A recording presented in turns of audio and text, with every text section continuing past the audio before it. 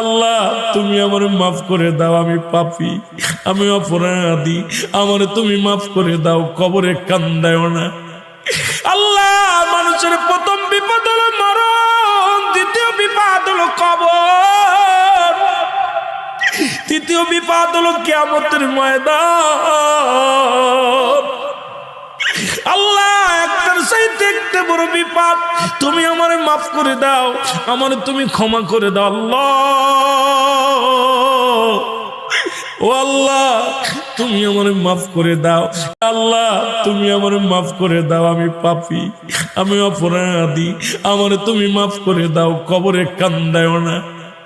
আল্লাহ মানুষের প্রথম বিপদ হলো মরণ, দ্বিতীয় বিপদ হলো কবর, তৃতীয় বিপদ হলো কিয়ামতের ময়দান।